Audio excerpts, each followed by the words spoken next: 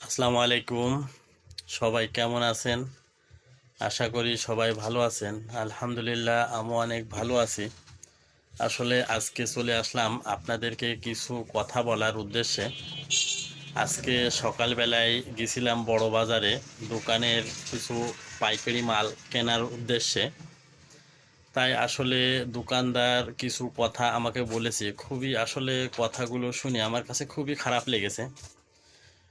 পাইকারি দোকান ঈদের সময় আসলে খুবই বেচাকেনা হয়, কিন্তু আমি যে দেখি কি মাত্র একটা কর্মচারী আসছে।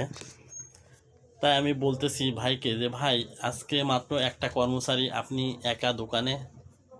তা বলতেছে ভাই দুঃখের কথা আর বলেন না, যে মাসের 1 তারিখে আমি প্রত্যেকটা কর্মচারীকে বেতন দিয়ে দিছি, ঈদের বোনাসও দিয়ে দিছি, যাতে সবাই খুশি খুশি দোকানদারি করে। সেই কারণে আসলে আমি তাদের বেতন বোনাস সবই দিয়ে দিছি। কিন্তু আরও এক্সট্রা আমার কাছে টাকা কর্জ চেয়েছে যে আমাকে 2000 টাকা দেন। তাও আমি দিছি যে সামনের মাসে তো আমাকে দিয়েই দেবে, সেই হিসেবে আমি আরও 2000 টাকা দিছি। কিন্তু দেখেন সে আমার সাথে কি করলো, যে পাইকারি দোকান কিন্তু সকাল ভোরবেলার থেকেই কিন্তু বেচাকেনা শুরু হয়ে যায়, কিন্তু মাত্র একটা কর্মচারী আসছে। এখন আমি কি করব বলেন? আমি অনেক আশা করে তাকে কিন্তু ঈদ বোনাসটা দিয়ে দিলাম, বেতনটাও দিয়ে দিলাম, আরও এক্সট্রা 2000 টাকা দিলাম।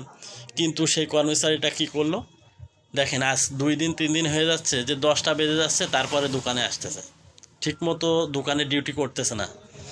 তাই আসলে সে আমাকে বলতেছে যে দেখেন ভাই, আসলে মানুষে এই কারণে একজনের জন্য 10জন কিন্তু বিপদে পড়ে যায়। অনেক দোকানদার আছে কিন্তু যে কি করে চান রাত্রির দিনকে আপনার বোনাস দিয়ে দেয়, বেতন দিয়ে দেয়, কিন্তু সে কিন্তু অনেক ভালোবেসে ভালো মনে করে কিন্তু যে আরও আগাম তাড়াতাড়ি ঈদ বোনাসটা দিয়ে দেছে, যাতে যে না আমার কর্মচারীটা খুশি খুশি আমার দোকানে যাতে কাজ করে, যাতে তার ঈদের কেনাকাটাগুলো যাতে সে করে আমার দোকানে দোকানদারি করতে পারে।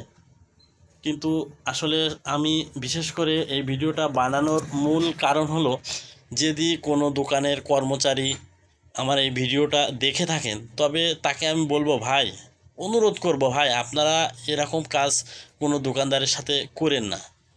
কারণ আপনার জন্য ওই লোকটাই, যে আমি ওনার দোকানে মাল কিনতে গেছি, উনি কিন্তু আমারে মনে দুঃখের কথা বলতেছে, উনি কিন্তু আরেকটা লোকের কাছেও কিন্তু এরকম এইভাবে কিন্তু বলবে মনের কথা। আসলে তার সাথে আমার ভালো সম্পর্ক বিধায় কিন্তু আমার সাথে বলেছে, কিন্তু আমি কিন্তু কি করব, যে না অমুক ভাইয়ের ওই কর্মচারীটা বেতন আগাম নিয়ে বোনাস নিয়ে দোকানে ঠিকমতো ডিউটি করতেছে না, তাহলে কি করব, আমার দোকানের কর্মচারীও আমি ওই চান রাত্রি দিনকে তার ঈদ বোনাসটা দেব।